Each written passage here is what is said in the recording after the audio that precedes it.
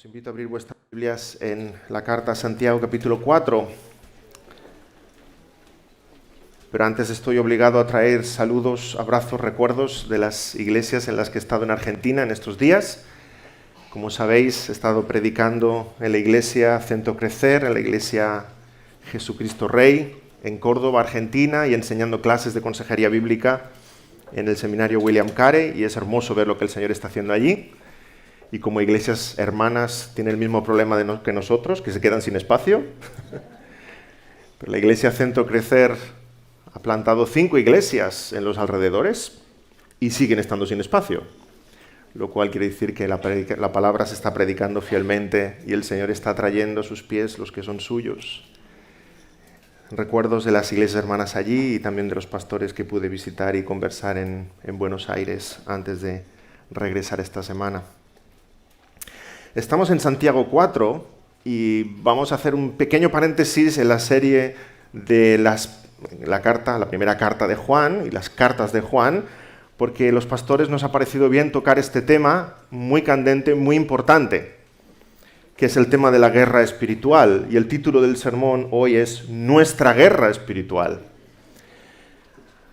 Hemos escuchado muchas cosas sobre la guerra espiritual y muchas cosas equivocadas, muchas cosas que están fuera dentro de los parámetros bíblicos. Hemos escuchado muchas cosas sobre el enemigo que no tienen nada que ver con la enseñanza que encontramos en la palabra. Y es necesario saber quién es el enemigo y qué es lo que hace el enemigo para saber cuál es nuestra parte en esta batalla espiritual. Y la primera carta de Juan, hasta donde hemos avanzado, vemos que está llena de lenguaje bélico en cuanto a esta guerra y esta oposición del maligno. Leemos expresiones como estas en Primera de Juan. Capítulo 3, versículo 12, dice que Caín era del maligno. Capítulo 3, versículo 8, que el diablo peca desde el principio. Capítulo 5, versículo 19, que el mundo está bajo el maligno. Capítulo 2, que hemos vencido al maligno. Y Primera de Juan 5, 18, un pasaje hermoso. Sabemos que todo aquel que ha nacido de Dios no practica el pecado, pues aquel que fue engendrado por Dios le guarda y el maligno no le toca. Puede que sea una enseñanza muy fundamental, pero necesitamos aclararla aún entre cristianos de hace mucho tiempo. Aquel que es del Señor, el maligno no le toca. Y escuchas algunas barbaridades, como que un cristiano puede ser poseído por el demonio. ¿Acaso es Satanás más fuerte que el Espíritu de Dios? Y si el Espíritu de Dios habita en él, ¿Satanás le va a echar fuera para morar el diablo? ¡Qué barbaridad, hermanos! Aquel que tiene el Espíritu de Dios, el maligno no le toca. Las cartas de Juan están llenas de esta tensión espiritual, pero qué confianza. Aquel que es del Señor, el maligno no le toca. Allá donde mora el Espíritu de Dios, el diablo no tiene autoridad, no tiene poder. Y en medio de esta tensión espiritual, lo que nosotros nos preguntamos, los creyentes, es ¿cuál es mi papel? ¿Cuál es mi rol? Si yo fuese una figura de ajedrez y estuviera la partida en marcha, me gustaría saber qué soy. ¿Soy un caballo? ¿Soy un alfil? ¿Soy un peón? Porque según lo que sea, sabré cuál es mi movimiento y sabré lo que se espera de mí y sabré lo que debo aportar para que la batalla llegue a buen puerto y que la victoria sea gloriosa. ¿Quién soy yo y qué hago yo y cuál es mi parte en la batalla espiritual? Y en este sentido podemos ver todos los extremos dentro del cristianismo y dentro del pueblo evangélico. Hay quienes ignoran por completo al enemigo. Y eso es como salir al campo de batalla tapándose los ojos y decir, no me van a herir, no me van a disparar, nadie está pensando ningún mal contra mí. Ingenuo, ¿verdad? Y hay quienes ven el enemigo en todas partes, detrás de una planta, detrás de un árbol, detrás de una piedra. Todo es culpa del enemigo. Y entre un extremo y el otro tenemos la perspectiva bíblica. Y es donde queremos abundar en esta mañana. Y el pasaje que hemos leído en Santiago 4 sigue utilizando un lenguaje de guerra. Santiago 4 habla de guerras y pleitos entre nosotros. Habla de pasiones que combaten en nuestros miembros. Dice que lucháis y combatís pero no tenéis. Dice que la amistad con el mundo es enemistad contra Dios. Dice que el que es amigo del mundo es enemigo de Dios. Y a modo de conclusión nos centraremos más en el versículo 7, Santiago 4, 7. Someteos pues a Dios, resistid al diablo. Y qué promesa, qué bendición lo que viene después. Y huirá de vosotros. Resistid pues al diablo y huirá de vosotros. Santiago 4 sitúa la guerra espiritual a un nivel muy íntimo en tu corazón. La batalla que tú y yo debemos librar está en nuestros corazones. Y está entre hacer mi propia voluntad según mi orgullo, según mis placeres, mis antojos, mi idolatría del mundo, o hacer la voluntad de Dios. Esa es la batalla espiritual que tú tienes que librar. Y esa es tu parte, hermano.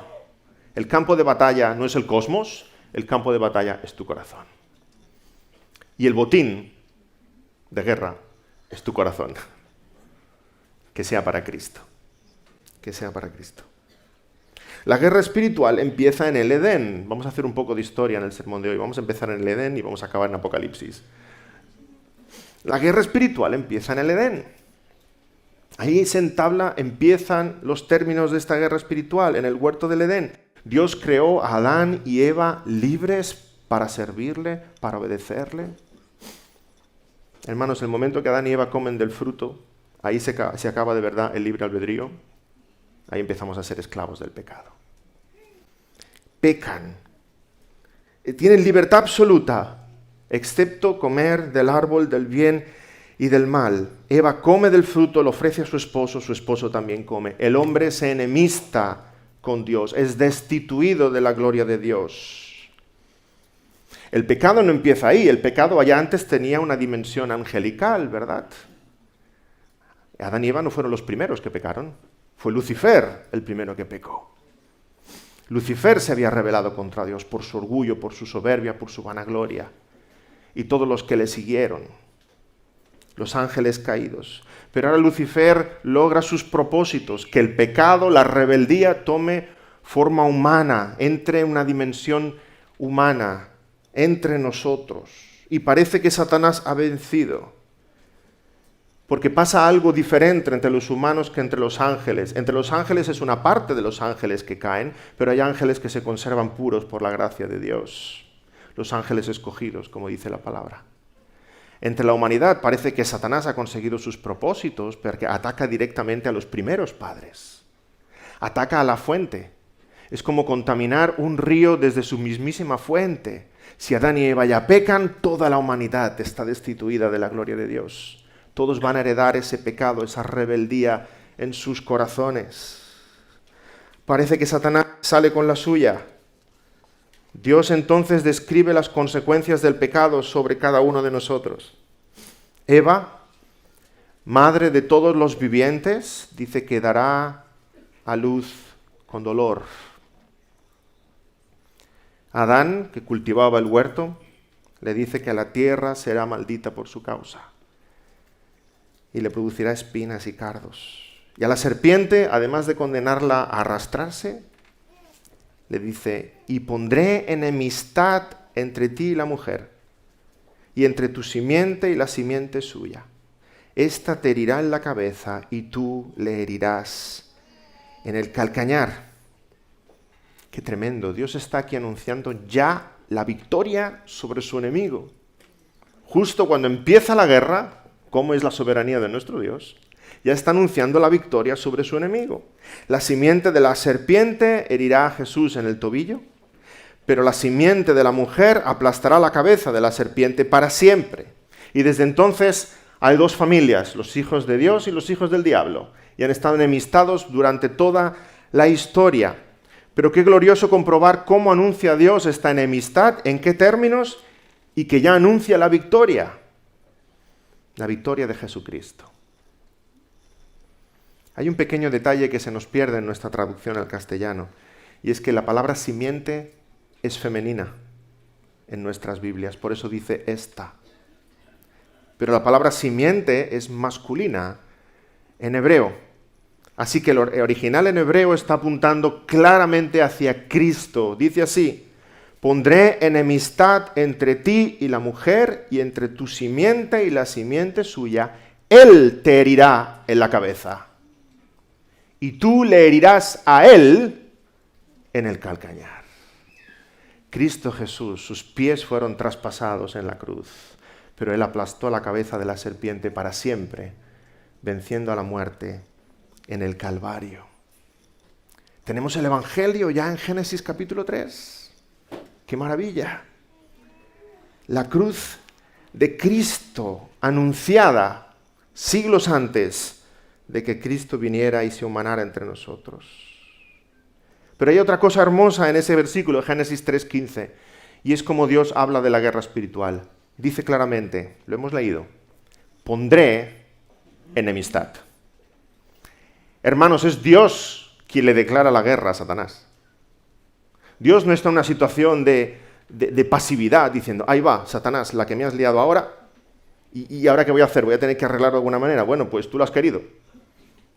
Tú lo has querido, vamos a seguir con esto. Es Dios que le declara la guerra a Satanás. ¿Y en qué términos, hermanos? ¿Qué rey y qué ejército en nuestros tiempos se atreve a pronunciar la guerra de esta manera? Es decir, ¿cuándo empieza la guerra? ¿Dónde acaba la guerra? ¿Quién va a vencer? ¿Cuáles van a ser tus bajas? ¿Cuáles van a ser las mías? Esto es lo que Dios está haciendo. Una soberanía absoluta sobre esta guerra espiritual contra el maligno. La victoria está anunciada desde el principio, la victoria ya está consumada en la mente de Dios. En la mente de Dios, el Mesías ya ha vencido. Es cuestión de tiempo. El plan está trazado. Es cuestión de tiempo. El diablo está absolutamente derrotado. Es cuestión de tiempo. La victoria es suya. Él luchó por nosotros y la victoria también es nuestra. Y somos más que vencedores porque las heridas son suyas y la gloria es nuestra. Los clavos para Él, la corona para nosotros. Somos más que vencedores en Cristo. Sí, hermanos, en el Calvario, nuestro David le cortó la cabeza a Goliat. Y los filisteos debían entregar las armas. ¿Recordáis? Aquel era el pacto. Pero los filisteos salieron corriendo. Nuestro David, Jesucristo, le cortó la cabeza al diablo. Y los diablos salieron despavoridos en todas direcciones, en vez de rendirse. Hermanos, todo esto para anunciar y que tengamos claro en nuestros corazones que la guerra espiritual no es tuya ni mía. La guerra espiritual es de Cristo Jesús y Él ya ha vencido y está sentado en el trono y es cuestión de tiempo que veamos el desenlace de todas las cosas. La guerra espiritual es de Dios. Tú en esta partida no eres el rey. Eres un simple peón. Cumple tu propósito. Y tu propósito, como dice la palabra, es resistir. Resistir. Tú no luchas contra el diablo, tú no reprendes al diablo, tú no atacas al diablo, tú no provocas al diablo, tú no atas al diablo, ni cualquier otra sandez que hayáis escuchado por ahí. Tú resistes al diablo. Soportas los embates del diablo, como una roca en el mar que soporta los golpes de las olas, día tras día, año tras año. Yo no le echo una manita a Dios, el Shaddai Todopoderoso, Dios de los ejércitos. La victoria es suya. Yo soy beneficiario de esa victoria. Y esta victoria, hermanos, no es de igual a igual. Cuando hacemos el curso de membresía hago siempre este juego. Los que ya lo sepáis, no participéis, ¿sí? Sois alumnos listos.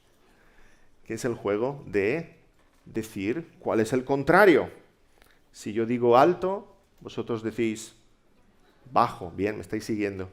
Si yo digo día, decís noche. Si yo digo frío, decís caliente. Si yo digo Dios, ahí es cuando se va nuestra mente. Algunos lo habéis dicho, gracias por vuestra sinceridad, otros lo habéis pensado. Si yo digo Dios, mi mente se va directamente a pensar el diablo, pero no es cierto. No es cierto porque Dios no tiene igual. Dios no tiene nada que se le pueda comparar. Dios es el inmutable, eterno, creador de todas las cosas, todo lo demás ha sido creado. Dios no tiene nada que se le pueda comparar. Si queremos comparar algo al nivel del diablo, comparemos una criatura angélica, el arcángel Miguel, un querubín, un serafín, lo que queráis. creado igual que Él, pero Dios no tiene igual. Dios no tiene comparación. Dios no tiene nada de su calibre, de su tamaño, de su cualidad, de su poder. Nada es comparable a Él. Y para tener una visión clara de la guerra espiritual que se está librando, necesitamos saber cuán grande es Dios y necesitamos poner al diablo en su lugar como criatura. El diablo es el diablo de Dios. Le pertenece. Ha sido creado por Él. Y no puede hacer nada sin su permiso. ¿Podemos leer los primeros capítulos de Job? El diablo no es el contrario de Dios. Y eso nos viene más por influencia de filosofías orientales, que es el yin-yang y todos estos rollos, ¿verdad? Dos fuerzas que se contraponen. Y una depende de la otra. Y en el bien hay mal y en el mal hay bien. Todo eso viene de creencias orientales, pero no de la Biblia. En la Biblia hay un Dios grande, soberano, creador de todo. Y nada se le puede comparar. Y Él es todo bondad y no hay ningunas tinieblas en Él. Dios es el creador, Satanás ha sido creado. Y la guerra espiritual, por tanto, no es entre dos ejércitos iguales. La guerra espiritual no es entre dos soldados iguales. La guerra espiritual no es entre dos poderes iguales. En el día final no habrá un gran pulso cósmico donde todo temblará y diremos, a ver qué va a pasar. No, eso es Star Wars, ¿sí? Pero no es lo que vemos en la Biblia. Dios no temblará ni titubea ni un instante para aplastar a su enemigo. Es como si un elefante levantara su pata y la dejara caer sobre una pobre cucaracha. Eso será el final del diablo y del maligno. La batalla está ganada. Solo es cuestión de tiempo ver el desenlace y el fruto de lo que Cristo consiguió en la cruz, para gloria de Dios. Y estarás pensando, sí, pero a pesar de que la victoria es de Cristo y ya ha sido vencido, el diablo no está quieto. Es como un dragón que está muriendo y sigue coleteando, ¿verdad? Y mira a ver quién puede arrastrar para llevarse a la condenación eterna. En su día pretendió acabar con Cristo. Escribe al respecto Matthew Henry. Satanás tentó a Cristo en el desierto para hacerle caer en picado. Fue el diablo el que puso en el corazón de Judas traicionar a Cristo. En el de Pedro para negarle. En el de los principales sacerdotes para procesarlo. En el de los falsos testigos para acusarle. En el de Pilato para condenarle. Teniendo en todo esto el objeto de arruinar la salvación y destruir al Salvador. Pero por el contrario, fue por medio de su muerte como Cristo anuló al que tenía el dominio de la muerte. Citando Hebreos 2:14, para destruir por medio de la muerte al que tenía el imperio de la muerte, esto es, al diablo. En palabras de John Owen, la muerte de la muerte, en la muerte de Cristo, murió la muerte. Como una partida de ajedrez, el ajedrecista experto se deja comer y matar varias figuras porque tiene su estrategia en mente. Y el enemigo ingenuo piensa que está ganando la partida. Y cuando más cerca está del final, al ajedrecista experto, con un solo movimiento, jaque mate. En el Calvario, Dios le hizo jaque mate a Satanás, cuando pensaba que estaba venciendo al Salvador. En la propia estrategia del diablo, en la muerte, encontró su derrota. Como Goliat aquella mañana debía estar afilando su espada, pensando bien quién iba a matar, y aquella misma espada es la que cortó su cabeza. Así acabó el diablo. Hay muy buena literatura escrita, gracias al Señor, con respecto a este tema. Me gustaría citar 3 libros para aquellos que tengáis mayor curiosidad. Buena literatura.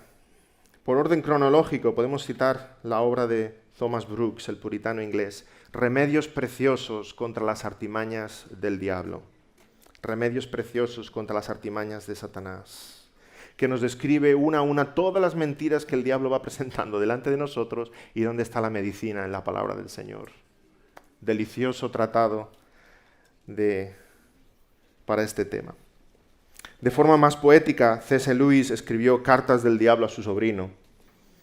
Novelado, incluso divertido en algunos momentos, pero qué caricatura de lo que es el diablo y de lo que es nuestro propio corazón muchas veces. Una radiografía de nuestras circunstancias y de cómo las tentaciones se presentan delante de nosotros. Y desde la perspectiva de la consejería bíblica, el doctor David Paulison escribió Encuentros de Poder. Hace poco ya lo tenemos en castellano por Editorial Peregrino, Encuentros de Poder. Los tres muy recomendables. Todos estos autores coinciden en algo, en la necesidad de buscar remedio en la palabra, de buscar refugio en el Señor, de ser fervientes en la oración y de resistir las amenazas del maligno. Y en tener la importancia de tener una perspectiva bíblica respecto al adversario. Repito que hay hoy día iglesias en las que todo se atribuye al diablo. Y si acabas viendo el diablo en todas partes, acabas persiguiendo sombras. Acabas persiguiendo al enemigo donde no está el enemigo. Y no ver el enemigo real es un gran problema. ¿De dónde viene eso de que tu dolor de espalda sea un espíritu? ¿Ya no existen las enfermedades? ¿Todos son espíritus? ¿De dónde viene que la rotura del coche sea un espíritu? O peor aún, que tu pereza sea un espíritu. ¿Espíritu de pereza, sal de mí? ¿Dónde está entonces la santificación? ¿Dónde está la lucha contra la carne? ¿Dónde está el progreso del cristiano? Qué fácil es echarle la culpa a un espíritu, ¿verdad? Tengo muchos espíritus con los cuales he de combatir. Entonces no me he de esforzar en nada en la vida cristiana. Solo necesito que salgan esos espíritus y que dejen de torturarme. No, hermano, esto no viene de la palabra de Dios. Esto viene más del ocultismo o de religiones animistas que otra cosa, pero eso no viene de ninguna parte de la palabra de Dios. No lo encontramos en la palabra de Dios. El mal viene a nosotros de diferentes maneras. Vivimos en un mundo caído. Por supuesto que hay enfermedades. Por supuesto que hay dolor. Por supuesto que hay crisis y muchas otras cosas. El mal también puede venir a nosotros por lo que el mundo nos ofrece. Hay tentaciones del mundo. El diablo nos las pone delante, sí, pero al final hemos de reconocer, como dice Santiago 1:14, que cada uno es tentado cuando de su propia concupiscencia es atraído y seducido. Satanás va a poner muchas cosas delante de ti. ¿Recordamos las tentaciones del Señor en el desierto? Satanás va a poner muchas cosas delante de ti, pero al final tú eres tentado por tu propio corazón, por el pecado de tu propio corazón. Es tu corazón el que debe cambiar y crecer en obediencia al Señor, en santificación. Es demasiado fácil echarle la culpa de todo al diablo. Demasiado fácil y nos puede llevar a una pasividad espiritual tremenda. No cerremos los ojos a la realidad, que no podemos echarle la culpa, toda la culpa a Satanás. Necesitamos que el Señor purifique nuestros corazones y crezcamos más en amor a Dios, en amor al prójimo y menos en amor al mundo y en amor a nosotros mismos.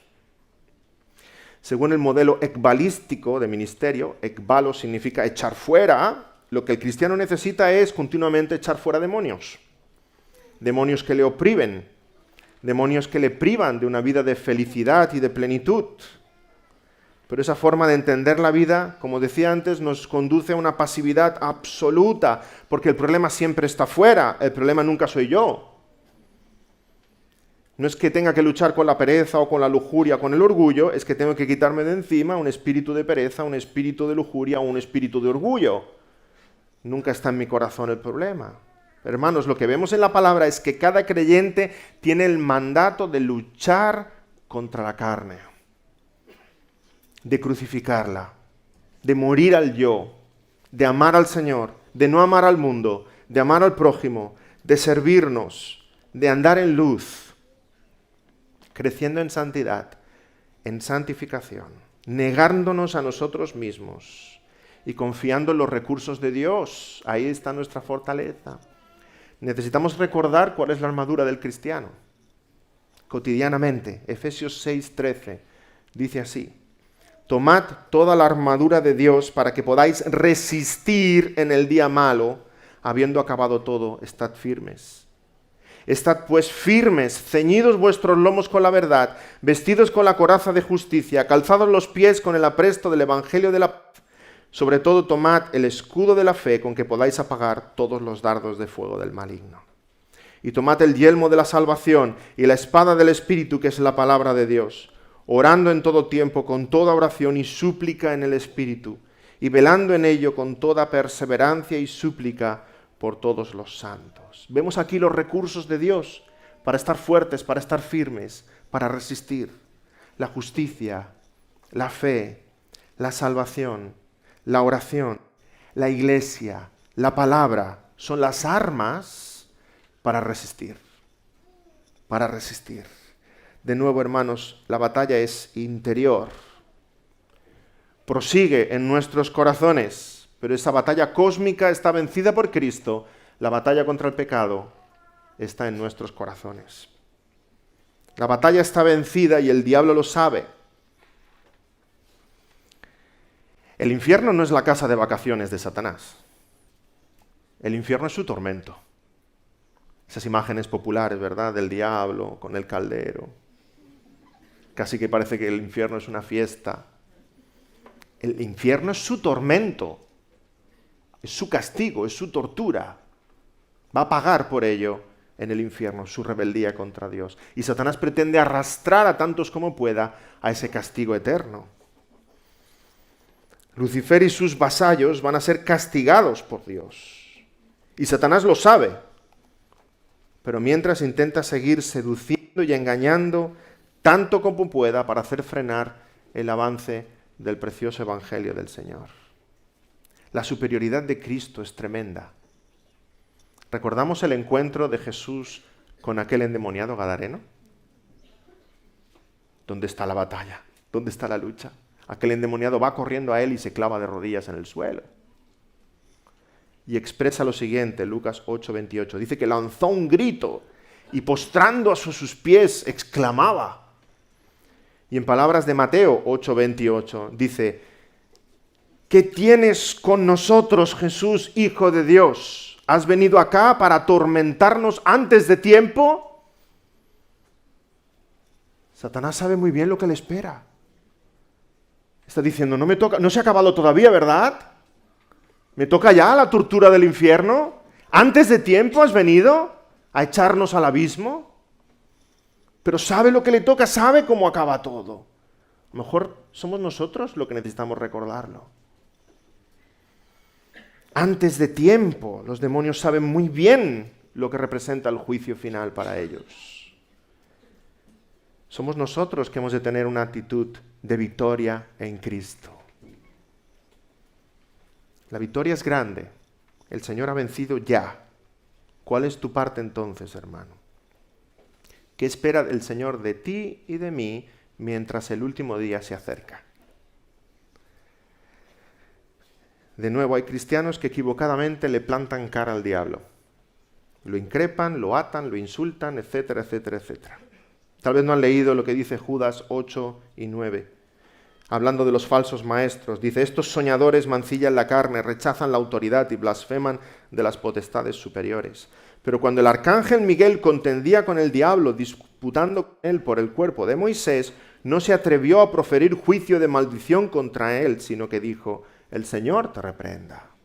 Si el arcángel Miguel no se atrevió a proferir juicio ni maldición contra Satanás, qué cristiano, qué peón en esta partida se atreve.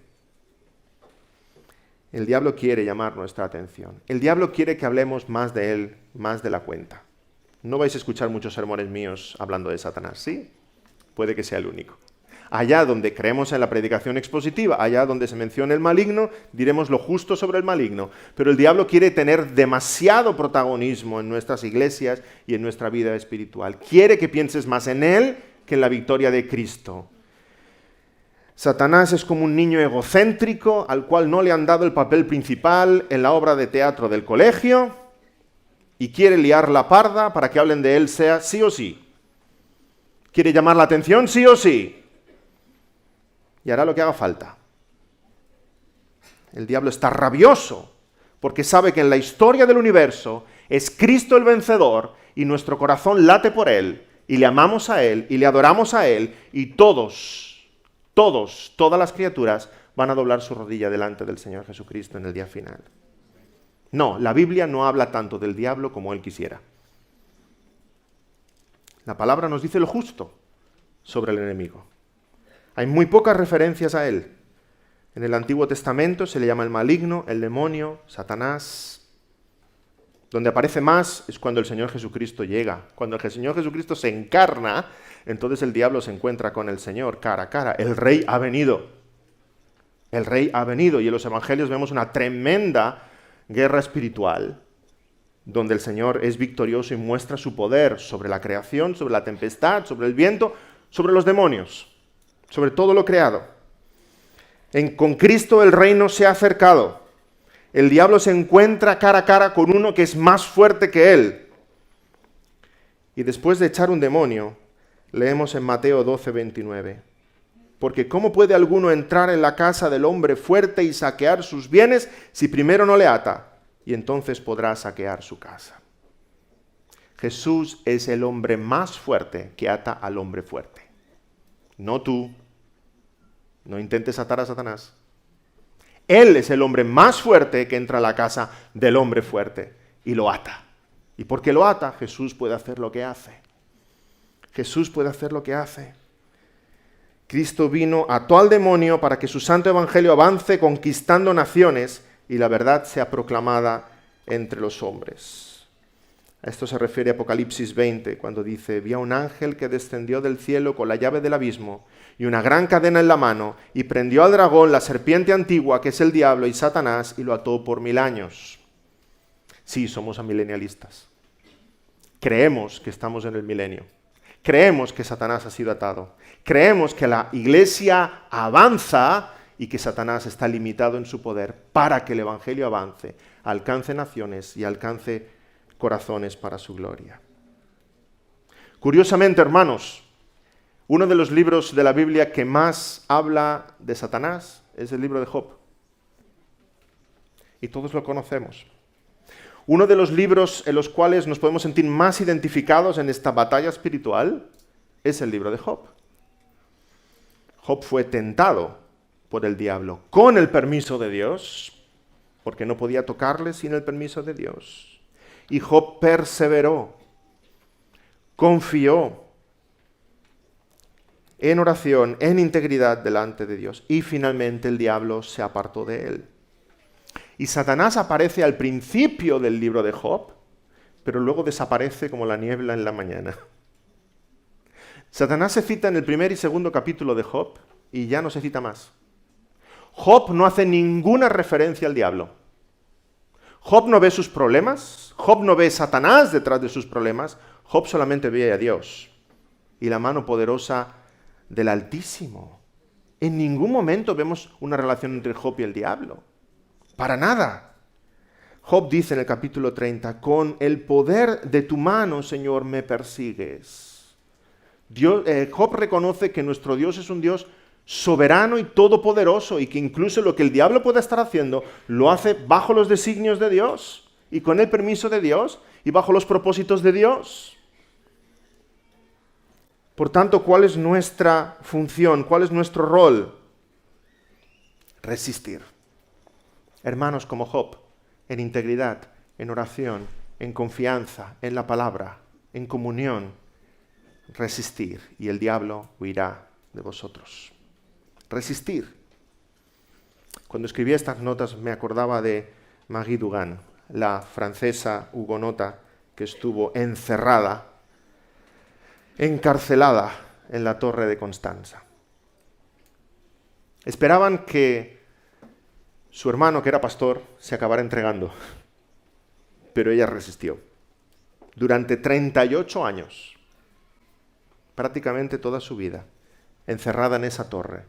Y se conserva la inscripción que grabó en uno de los muros: resistir, resistir. Que escribamos lo mismo en las paredes de nuestro corazón. Hermanos, resistir, resistir, es nuestro lema. Resistir constantemente ante las asechanzas del maligno. La palabra de Dios nos llama a resistir. Santiago 1:12. Bienaventurado el varón que soporta la tentación, porque cuando haya resistido la prueba, recibirá la corona de vida. Hebreos 12:4. Porque aún no habéis resistido hasta la sangre, combatiendo contra el pecado.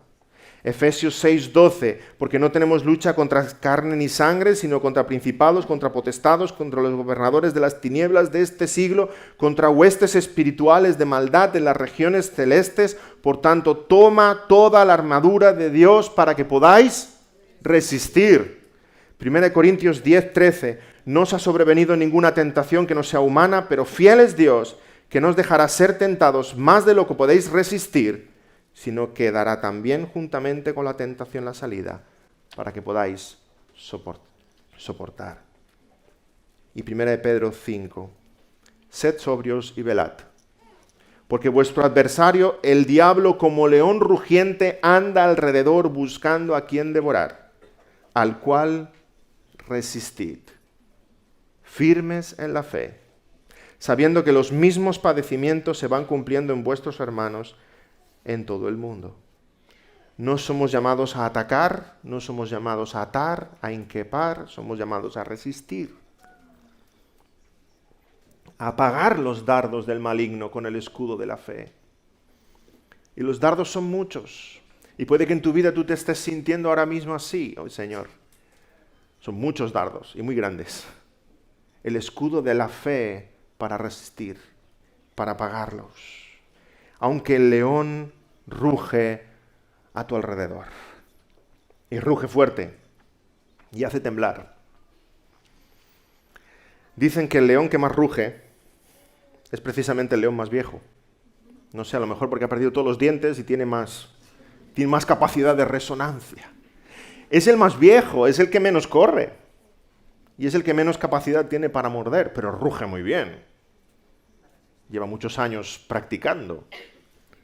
Pero precisamente ruge no para saltar y devorar, ruge para que la presa salga corriendo. Y cuando sale corriendo, entonces sí que hay 4 o 5 leoncillos jóvenes que le están esperando. Satanás está esperando con sus rugidos que tú salgas corriendo. Y piensas que al salir corriendo en otra dirección, incumpliendo los planes de Dios, dejando de confiar en el Señor, confiando en tus propias fuerzas, encontrarás la salida. Pero es cuando sales corriendo que encuentras tu propia destrucción. Delante de los rugidos del diablo, el Señor nos llama a resistir. Qué difícil, ¿verdad? Ver un león. Yo no me he encontrado nunca. Espero que ninguno de vosotros. Un león alrededor rugiendo, dando vueltas a tu alrededor, y tú permanecer quieto. Qué sensación. Pero es lo que nos llama la palabra. Aunque oigas los rugidos del diablo tan cerca que te hagan temblar, resiste en la palabra, en oración, en fe, en confianza. No salgas corriendo. Y el pasaje en 1 de Pedro continúa diciendo, el Dios de toda gracia que nos llamó a su gloria eterna en Jesucristo, después que hayáis padecido un poco de tiempo, Él mismo os perfeccione, afirme, fortalezca y establezca. ¡Qué confianza! El Señor no nos va a dejar sufrir más de lo que podemos soportar. Estemos firmes en la fe. Y después de la prueba, vamos a ser levantados, fortalecidos, nutridos por el Señor. ¡Qué promesa bendita! Nabucodonosor en Babilonia hizo una grandísima estatua de oro, monumento a su gloria y a su orgullo. Usó altos hornos para formar esa estatua. Es curioso que los mismos hornos fueron echados a aquellos 3 jóvenes, Sadrach, Mesach y Abednego, y salieron vivos de allá.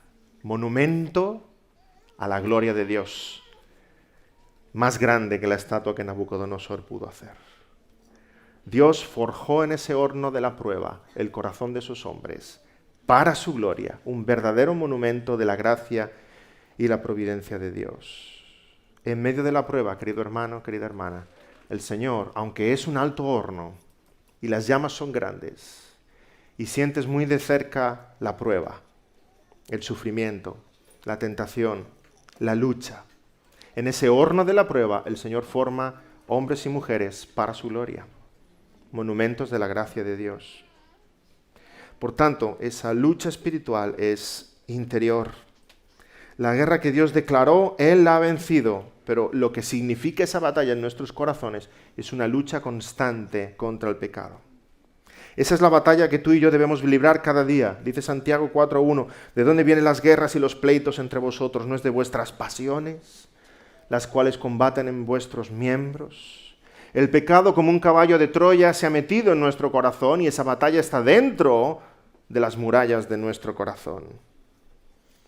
La batalla a vencer está dentro de ti, está dentro de mí. Cuando el diablo usa de tu orgullo, de tu amor al mundo, de las tentaciones del mundo, para conducirte a que peques, o mientas, o critiques, o desobedezcas, o maldigas, o murmures, etcétera, etcétera.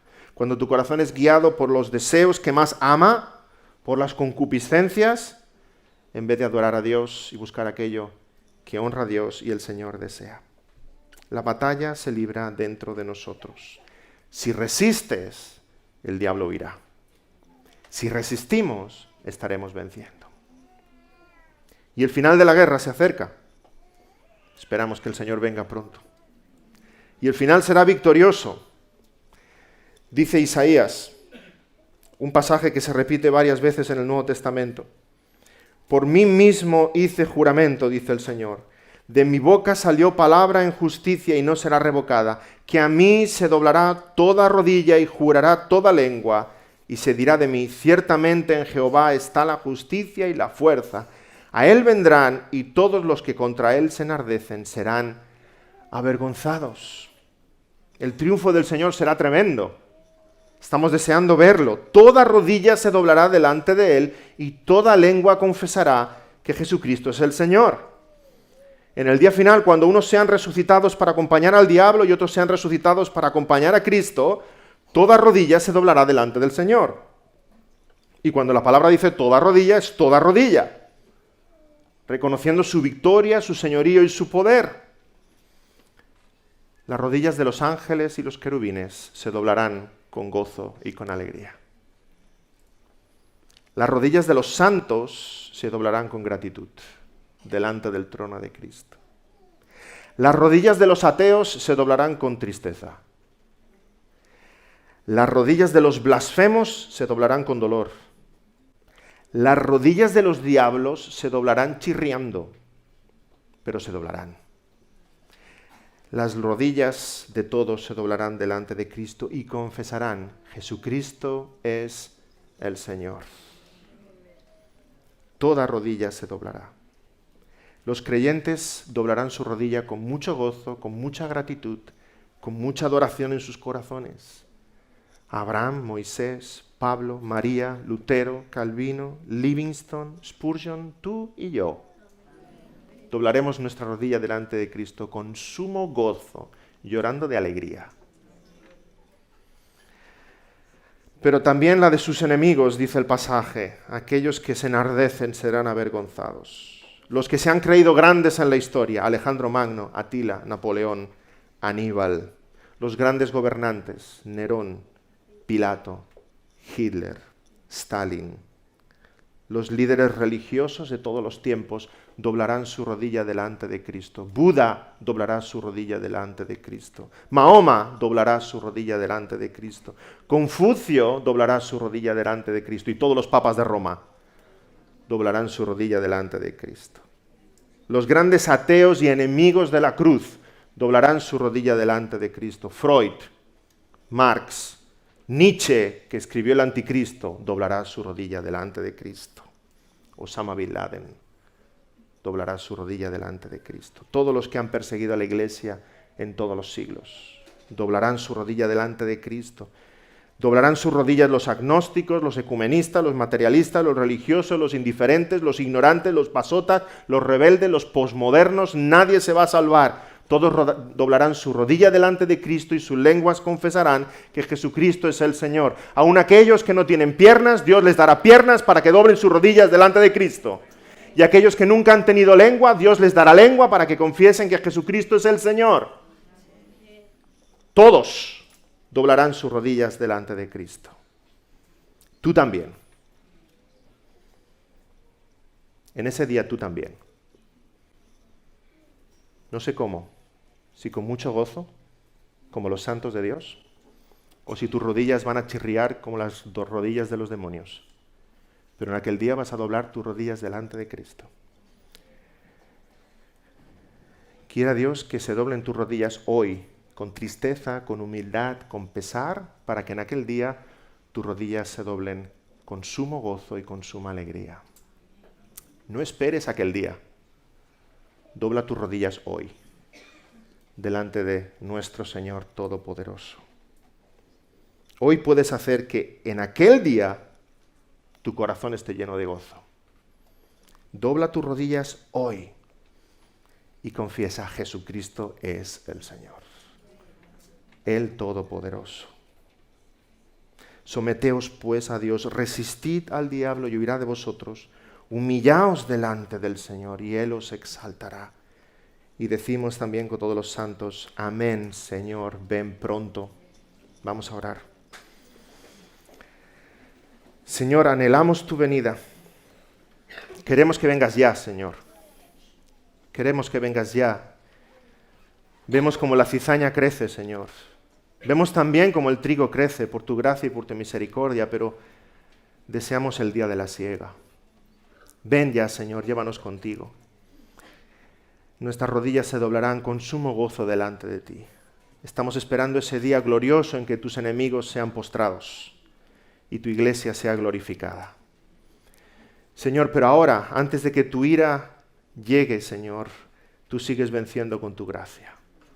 Te pedimos, Señor, que tu gracia siga derrotando corazones. Te pedimos que entre los aquí presentes, aquellos que aún no se han postrado ante ti, Señor, tú los venzas con tu misericordia. Porque aún hoy es día de salvación, tú nos lo prometes. Señor, que se rindan delante de ti, que doblen sus rodillas delante de ti y confiesen: Jesucristo es el Señor. Concédeles tú, Señor, esta gracia, este arrepentimiento. Concédenos ese don del Espíritu para ver nuestros propios pecados, nuestra profunda necesidad de un Salvador, y que postrándonos a tus pies confesemos tu precioso nombre, porque no hay otro nombre dado a los hombres en que podamos ser salvos. Y aquellos que somos salvos, Señor, que meditemos en tu salvación, que veamos al enemigo en su justo lugar, Señor, porque tú eres inmensamente grande, inmensamente poderoso, y él no nos puede tocar. Que confiemos en ti, que perseveremos en la palabra y en oración, que nos estimulemos los unos a los otros a la fe y a las buenas obras, para estar firmes con el escudo de la fe, preparados a apagar los dardos del maligno. Sabemos que tu iglesia es perseguida de mil maneras. Danos un corazón perseverante, un corazón que continúa, un corazón que confía, un corazón firme como una roca, porque tú eres nuestra roca. Te pedimos, Señor, que en tu iglesia tú seas glorificado y el mundo pueda ver que verdaderamente somos tus discípulos. En el precioso nombre del Señor Jesús. Amén.